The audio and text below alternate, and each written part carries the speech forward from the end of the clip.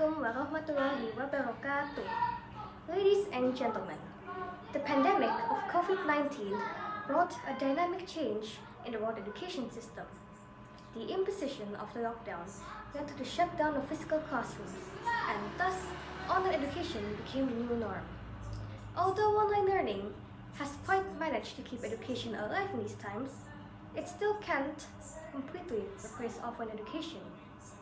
Both have their own distinct set of advantages and disadvantages. Greetings, ladies and gentlemen. Allow me to introduce myself. I'm Sutra from Junior High School 2, Purwokerto, and together we will explore about one of the most debated topics these days: online school versus offline school, and how do we maximize it. Before the pandemic, online schools were already a great alternative for those who couldn't commute to a physical location, which is one reason why this option has gained popularity over the years. On the other hand, getting in touch with former classmates is one of the many ways an offline school can help students develop social skills while staying connected with friends and acquaintances away from home. Let's name some of the main differences between online and offline education, shall we?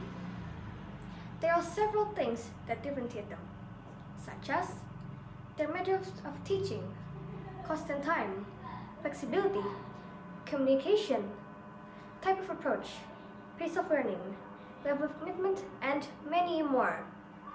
What are the pros and cons of both online and offline education? Both have many advantages and, of course, disadvantages. And even though what can be called as pros and cons depends on one's point of view, these are the main aspects discussed among students. First of all, let's discuss regarding the location and flexibility. Offline learning requires you to physically travel to the location of the educational institution and be present at fixed hours. But with online school, we only need to open our devices in order to attend class. It allows us to study wherever and whenever you like to. The students can just simply log in from anywhere and gain access to the learning materials. However, online classes are always challenged by technical issues. The main obstacle itself are the electronic equipments that the students are required to have, such as webcams, computers, microphones, and smartphones, along with a proper internet connection. This issue becomes a barrier for some students in learning activities. Meanwhile, offline classes provide students with a practical learning environment within the walls of a physical classroom. It allows students to closely interact with their teachers as well as actively participate in recreational activities, such as art and physical education, which contributes to the overall mental and physical development of the student. Next up, let's head to the second aspect. Students who attend online classes are faced with the huge challenge of time management.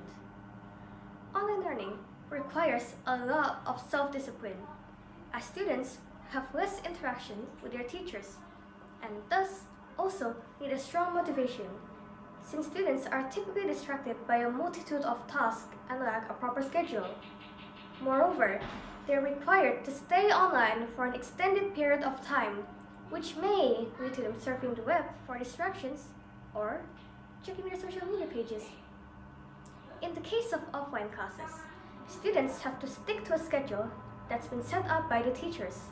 Furthermore, since they are synchronous learning, they will be required to complete their work and projects in a timely manner. Not to mention, there's less distractions for the students within the walls of a physical classroom. On to the last aspect, we have social interaction. As the level of human interaction is kept to minimum, online learning can become quite isolating, right? With online education, student-to-student interactions are very low. There are less exchanges of ideas as everyone is comfortably seated behind the screen. The screen maintaining everyone at a distance, both virtually and relational-wise. Another aspect of offline learning that we might take into account is that, over time, this distance and relations with other people might cause a lack of interpersonal skills development. On the other hand, with offline learning, students are all in a classroom. There's face-to-face interaction and active communication between students and teachers, which allows for lively discussions and spontaneous debates between them. They develop crucial qualities such as patience and team spirit. Most importantly, respect. So, which study is better? Online or offline? Well, this question is difficult to answer since everyone's situation is different. One might prefer a type of learning rather than the other.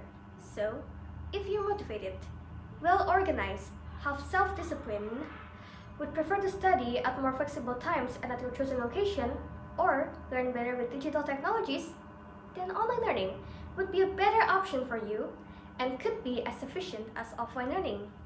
But if you prefer communicating face-to-face with friends and participate actively in live discussions and debates, or just simply prefer studying in a classroom, then offline learning would be a perfect fit for you. Either way, each individual is different. We all live in different environments and don't all have the same access to education.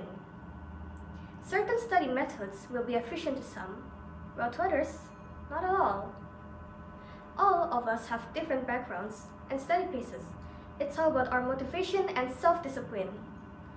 With that, ladies and gentlemen, was the end of our discussion. I'd like to send my gratitude to everyone for taking the time to patiently listen on what I had to say. To every witness of my speech, I wish you all a tremendous day. Thank you. Wassalamualaikum warahmatullahi wabarakatuh.